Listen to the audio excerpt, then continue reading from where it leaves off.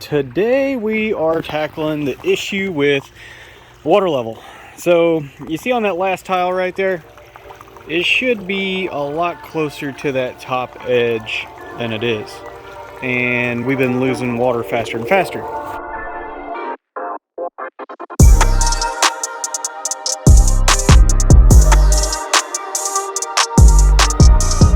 Now if we come over here, we have this whole setup right here. This is a heat pump. That is our problem. Here, let's turn this thing off. A little loud. Off. So like I said, the problem is inside this heat pump. I'm gonna pull that top guard off so you guys can get a better look at it and you'll see exactly what I'm talking about. Here we go.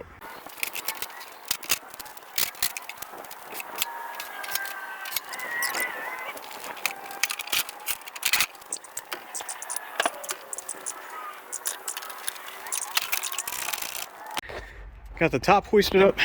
We're gonna go ahead and turn this back on. As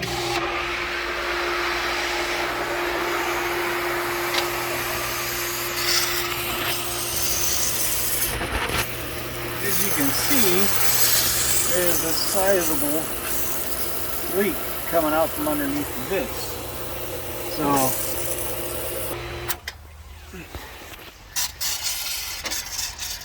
So I believe it is a water pressure switch or something like that. What I'm gonna do is probably just take it out of the system and plug it. The reason I say that is we don't use the pool heater anyway. So all this is a heat pump, just like what you would have on your house. So in the winter or the summertime you use AC, and then it has a switching valve and it changes it to a heater, right? Well, this doesn't have the AC part, it's just a heat pump. So what it does is it puts heat into the water system, but it costs a lot of money to heat a pool and we never use it. She's had this house now for a couple years, literally never even used it once, never even turned it on. So we're gonna go ahead and try to delete that out of the system. First things first, I gotta get the zip ties out of the way on it. So there's that.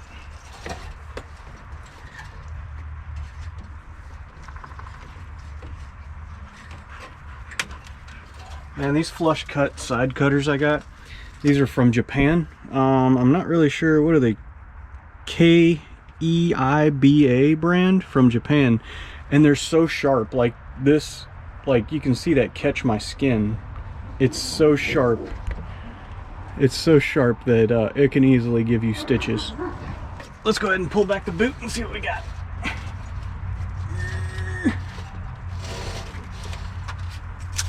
Well,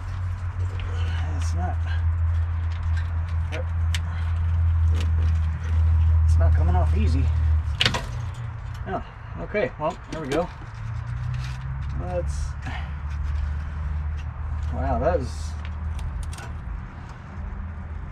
the sensor itself screwed up, not the threads, I don't think. Wow.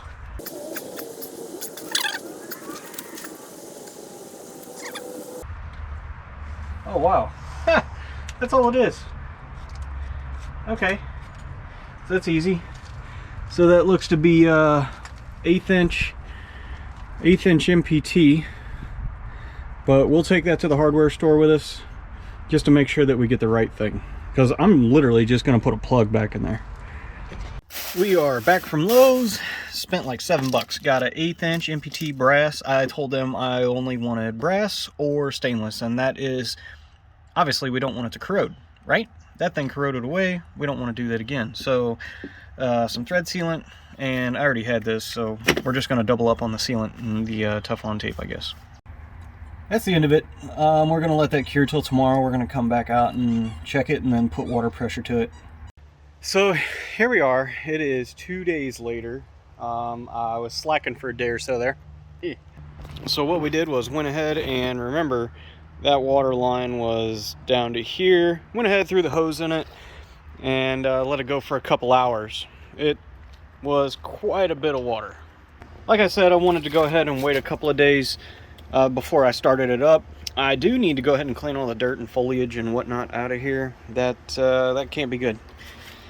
But let's go ahead and fire it up, and we're gonna see if we have any leaks in the system. I really Okay, you gotta have an advanced degree or something to... Oh, that's just bent. There we go. We got her. Okay. So...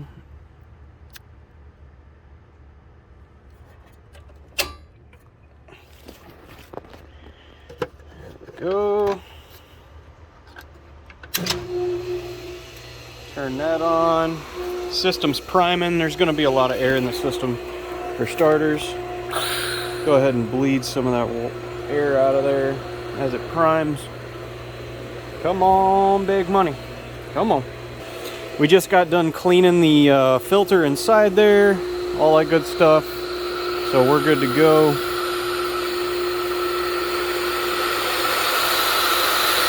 There we go. It's coming up. There she is. All right. So we're under pressure now.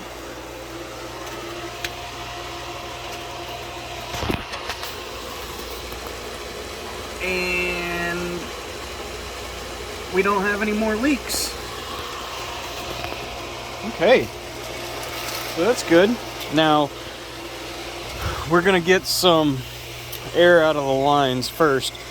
This thing's pretty cool. I need to Google how this thing actually works. I don't have much experience with pools. I'm going to be 100% honest right now. But we just cleaned this thing out the other day, and apparently it's able to create chlorine or something like that. I'm going to Google it and see how this thing works. You know, just because I'm a nerd like that, I like to see how stuff actually works. There we go. Okay, it's looking good.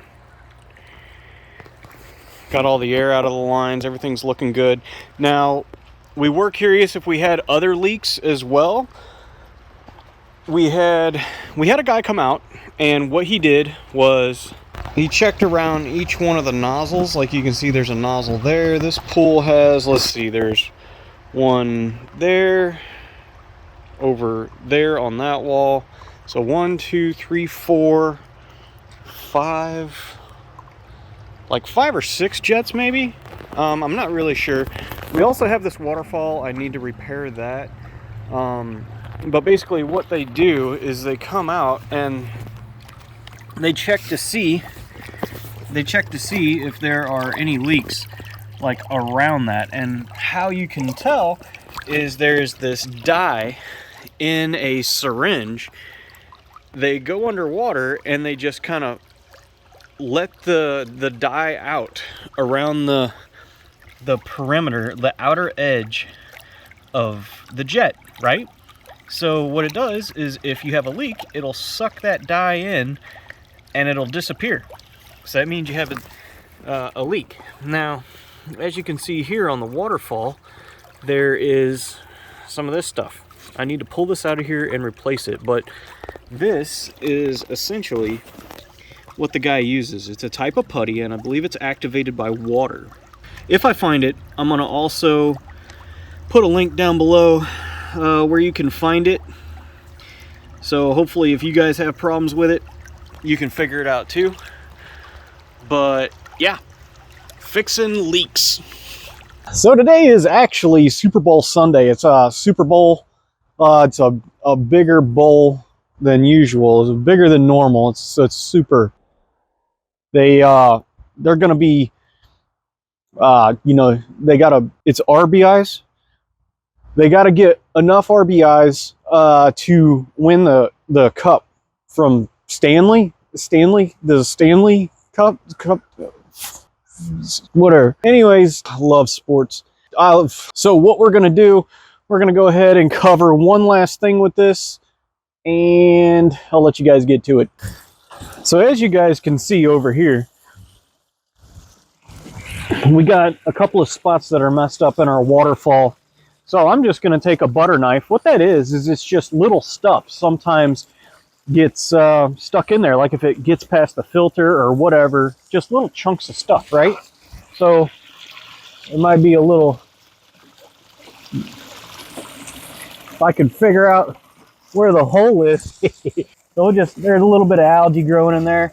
We had the waterfall shut off for quite a while.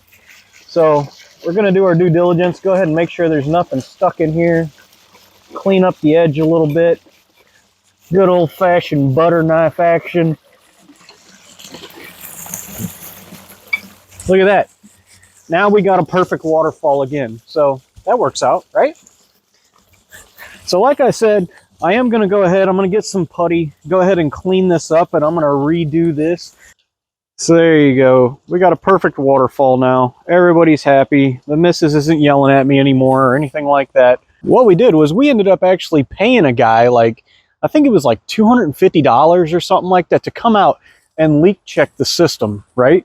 Now, part of it was him going around each individual jet, like I showed you, and using that dye kit. Now, some people have used the specific pool dye, and other people's have used RID, which you can buy on the shelf at Walmart, or you can buy it at Amazon. I don't know if that is, I don't see a reason why there would be a issue using that dye. If it's good enough to use in your clothes, why couldn't you use it to check for a leak in a big puddle of water like this, right? I mean, it makes sense to me, but I don't know. I mean, if it's good enough to sit against your skin all day, every day in a piece of clothing, why couldn't you use it in a big puddle of water, right? Right.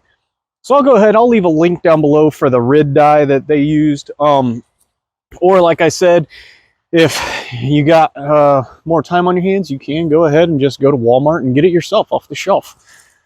Now, we got the inspector on scene over here. I have multiple inspectors. This one here, she's standing guard. That one's standing guard. As you can see, now that I'm done with all the leaks, getting the waterfall fixed and stuff, I'm going to go ahead, I'm going to clean up this edge, stuff like that. We got a bunch of dirt and stuff down in the bottom of the pool here.